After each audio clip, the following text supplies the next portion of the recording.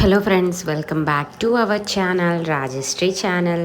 So ఈరోజు ఛానల్లో అనేది అయితే దొండకాయని ఎప్పుడు ఫ్రై చేయడమే తప్ప దొండకాయ కర్రీ అనేది కూడా మన ఛానల్లో అనేది ఎప్పుడూ అయితే నేను పెట్టలేదు. సో ఇప్పుడు మనం దొండకాయ కర్రీని ఎలా చేసుకోవాలో చూద్దాం. నేను చేసే విధానంలో మీరేమన్నా చేస్తారో లేదో కూడా కింద కామెంట్ చేయండి. మనం ముందుగా అనేది అయితే ఒక ప్యాన్ అనేది పెట్టేసుకొని ఆయిల్ అనేది అయితే వేసేసుకున్నాను. ఆయిల్ అనేది కూడా బాగా హీట్ అయిన తర్వాత మనం ముందుగా ఏదైతే ప్రిపేర్ చేసుకొని పెట్టుకున్నామో పచ్చిమిర్చి, టమాటా, 2 ఉల్లిపాయ, కొద్దిగా కరివేపాకు, ఇవన్నీ కూడా మనం ఆల్రెడీ ముందుగానే చాప్ చేసి పక్కన అయితే పెట్టేసాం కదా. ఇప్పుడు బాగా హీట్ అయిన తర్వాత కర్రీ లీవ్స్ అండ్ పచ్చిమిర్చి ఒకసారి అయితే యాడ్ చేసేసుకుందాం. ఉల్లిపాయలు కూడా బాగా వేగిన తర్వాత సాల్ట్ని కూడా యాడ్ చేసుకోవాలి. ఆ తర్వాత మనం అందులోనే తగినంత పసుపును కూడా యాడ్ చేసుకోవాలి. దాని తర్వాత బాగా వేగిన తర్వాత టమాటోని కూడా ఒకసారి అయితే యాడ్ చేసుకుందాం. టమాటోని కూడా యాడ్ చేసిన తర్వాత నెక్స్ట్ ఎలా వేసుకుంటున్నానో అయితే చూడండి. తెలియని వాళ్ళ కోసమే చేస్తున్నాను ఈ వీడియో. తర్వాత దొండకాయలను కూడా మనం చాప్ చేసి పెట్టుకున్నాం కాబట్టి అవి కూడా మనం ఒకసారి వేసేసుకుందాం. అవి బాగా మగ్గిన తర్వాత ఆయిల్ అనేది కూడా పైకి తేరతా అనేది అయితే వచ్చేస్తుంది. దొండకాయలు కొంచెం ఉడకడానికి టైం పడుతుంది, ఎందుకంటే అవి మనం తినేటప్పుడు పంటికి క్రంచీగా అన్నట్టుగా తగులుతుంది అనమాట. క్రంచీనెస్ కాదు కానీ మధ్యలో శబ్దం వస్తూ ఉంటుంది. సో అవి ఉడుకుతున్నాయా లేదనేది కూడా కంపల్సరీగా చూసుకోవాలి. నాకైతే కొంచెం ఆయిల్ పట్టిందని అయితే చెప్పచ్చు.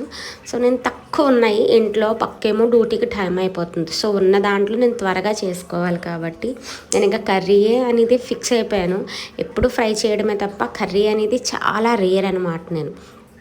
సో ఇంకొక విషయం ఏంటంటే ఫ్రెండ్స్, దొండకాయ మీలో నచ్చని వాళ్ళు ఎవరన్నా ఉంటే కనుక కింద కామెంట్ చేయండి. దొండకాయ అసలు నచ్చదు అన్న వాళ్ళు ఎవరున్నారో వాళ్ళకి చెప్పండి. కర్రీ అంటే ఇష్టం లేని వాళ్ళు మాత్రమే చెప్పండి ఈ విషయం కోసం. సో మా వీడియో అనేది మీకు నచ్చుతుందండి. మా వీడియో మీకు నచ్చితే ఒక లైక్ చేయండి, షేర్ చేయండి అండ్ సబ్స్క్రైబ్ చేయడం మాత్రం అస్సలు మర్చిపోవద్దండి. ప్రతిరోజు కూడా నేను వీడియో అనేది అప్లోడ్ చేయడానికే ట్రై చేస్తూ ఉంటున్నాను. సో వీడియో అనేది కూడా ఎడిట్ చేసుకొని వాయిస్ ఓవర్ ఇచ్చుకోవడానికి ఎంత టైం పడుతుందంటే, ఇప్పుడు మనం చూసారా కారాన్ని కూడా 1/2 టీ స్పూనే వేసుకున్నా, ఫుల్గా కూడా వేయలేదు. సో కారం అనేది కూడా వీటిలో చాలా తక్కువ అనేది అయితే పడుతుంది నాకు.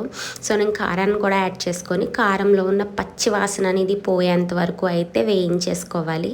ఇవి బాగా వేగిన తర్వాత తగినంత వాటర్ని మాత్రమే యాడ్ చేసుకోవాలి. దానిలోనే నేను మన దగ్గర ధనియా, జీరా పౌడర్ అనేది, బిర్యానీ పౌడర్ అనేది మనం ఛానల్లో కూడా ఉంటుంది. ఒకసారి ఎవరైనా చూడకపోయినట్టయితే మన ఛానల్లోకి వెళ్ళైతే కంపల్సరీగా చూడండి. అవి ఎలాంటి వెజిటేబుల్స్ కర్రీస్ అయినా నాన్ వెజ్ కర్రీస్కి అయినా చాలా చాలా బాగుంటుందని అయితే నేనైతే కన్ఫర్మ్గా చెప్తున్నాను. అదే మెయిన్ ఇంగ్రీడియంట్ అని అయితే చెప్తాను. చాలా సీక్రెట్ అది.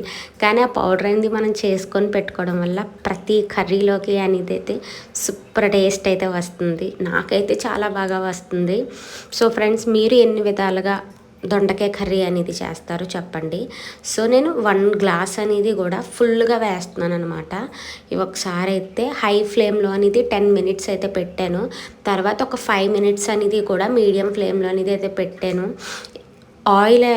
ఆయిల్ అయితే ఏదైతే పైకి చూసారా, ఆయిల్ అనేది పైకి తేరేంత వరకు వచ్చింది. వాటర్ అనేది కూడా ఫుల్గా అనేది ఇంకిపోయింది. దగ్గరగా అనేది చేసుకొని రైస్లో వేడి రైస్లో వేసుకొని నేను త్వరగా అనేది అయితే తినేసి వెళ్ళాలి డ్యూటీకి. సో నేను మొన్న లాస్ట్ టైం పెట్టిన ఆవకాయ అయితే ముందు బాగా గుర్తొస్తూ ఉంది. ఫస్ట్ ఆవకాయతో అయితే ఒక 2 ముద్దలు అయితే చక్కగా తినేసి, తర్వాత దొండకాయ వేసుకొని తినేసి, లాస్ట్లో పెరుగు వేసుకొని తినేసాను. పెరుగు తినకపోతే ముద్ద ఇంకేం దిగుతున్నట్టు ఉంటుంది, అది నాకు ఫినిష్ అవ్వదు. అందుకే సో మా వీడియో అనేది నచ్చినట్టయితే లైక్ చేయండి, షేర్ చేయండి అండ్ సబ్స్క్రైబ్ చేయడం మాత్రం మర్చిపోకండి.